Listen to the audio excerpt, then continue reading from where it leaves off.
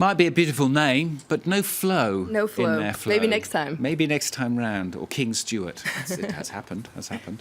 Anyway, French newspapers, what's grabbing the headlines here in France? We're going to start today with a poll in Le Parisien, taking a look ahead to the 2017 presidential election. Doesn't bode very well for President François Hollande. That's right. According to a poll in Le Parisien today, 70% of French people would rather the Prime Minister Manuel Valls represent the Socialist Party in the 2017 presidential election than the actual president. So Le Parisien wonders, what if Valls actually went to it? And inside, Le Parisien takes a closer look at what this poll actually means. And Le Parisien says there's no doubt about it. If there were, say, a hypothetical election held on Sunday, Valls would do a lot better than Hollande. What matters, according to Le Parisien, is not his ideological position. It's the fact that he comes across as more competent and more outgoing. Bit pointless, though, isn't it? I mean, Le Parisien also saying there's no chance he's going to run. That's right. It's kind of a curious poll that they have today.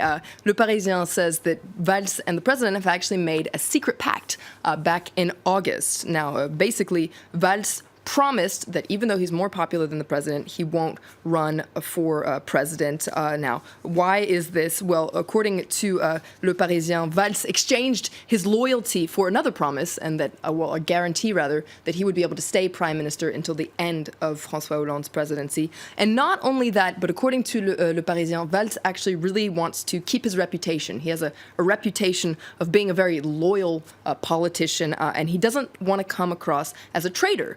But bear in mind that 2017 isn't tomorrow, so a lot of things can change between now and then. Who knows? Now, meanwhile, the president himself, he's on an official trip to the Middle East. Yesterday he was in Qatar. Today he's off to Saudi Arabia, Hollande to be guest of honour at a Gulf summit later on. A prestigious invitation, this, not to the liking of everyone. That's right. Hollande is receiving a lot of criticism today in the media. Let's take a look at the front page of La Croix. That's a Christian paper. It lashes out against France's unscrupulous diplomacy. Now, in its editorial, La Croix says Hollande is not the first. He's following in the footsteps of previous presidents, Nicolas Sarkozy, Jacques Chirac, even François Mitterrand. But what's different is the growing collaboration between France and Saudi Arabia. And in its editorial, you can see here, La Croix is talking about an alliance between opposites. Their values are so different from our democratic and secular values. Just yesterday, 5 people were executed for stealing. And you can see La Croix here is giving the government a warning. Any kind of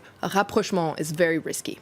Other papers also very critical of Hollande, accusing him really of putting France's business interests first. That's right. The editorial in L'Opinion, which bear in mind is the pro-business paper here in France, is very critical of Hollande. They talk about Hollande of Arabia and liken him to a traveling salesman with no limits. Not only is this morally controversial, it's short-sighted because, according to L'Opinion, Saudi Arabia is not only a country that mistreats women, Christians, minorities, it's also a regime that's spreading a radical and old-fashioned form of Islam. And there's a very similar criticism today in L'Obs. It points out that Hollande is becoming the best friend of the godfathers of jihad. There's a fundamental contradiction here, according to L'Obs. On the one hand, Hollande is at war with jihad, whether it's in Mali or here in France. And on the other, he's scratching the back of regimes that themselves are scratching the back of jihad. And L'Obs says none of this is very clear from the president. French papers also focusing on the far right, suspending their founder, Jean-Marie Le Pen. That's right. The unimaginable happened. Le Figaro is taking a closer look at this today, the day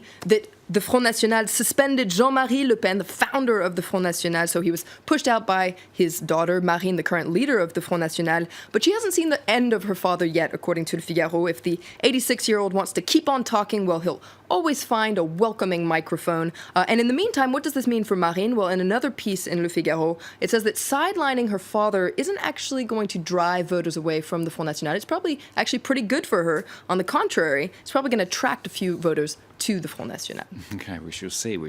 Now we're going to end with Libération today. 40 women journalists, they've written an open letter and it condemns sexism from male politicians. I can't believe this. I can't believe it either. It's very surprising. Yeah. Libération has a very passionate and exasperated front page today. You can see here they're talking about balai pattes. Now that can be translated as hands off.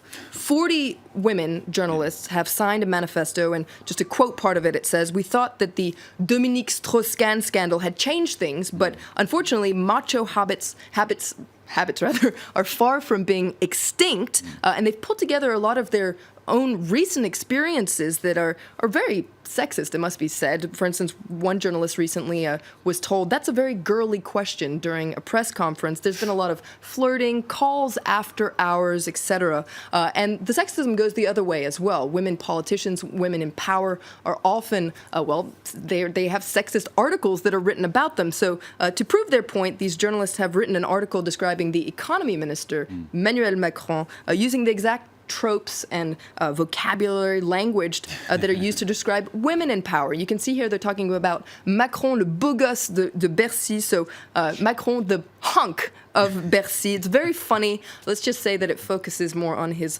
looks and his charming characteristics rather than his brains and his achievements. They're going to be describing François Hollande as a hunk next, are they? Well, maybe we'll see. Flo He's a is workout. secretly, aren't you?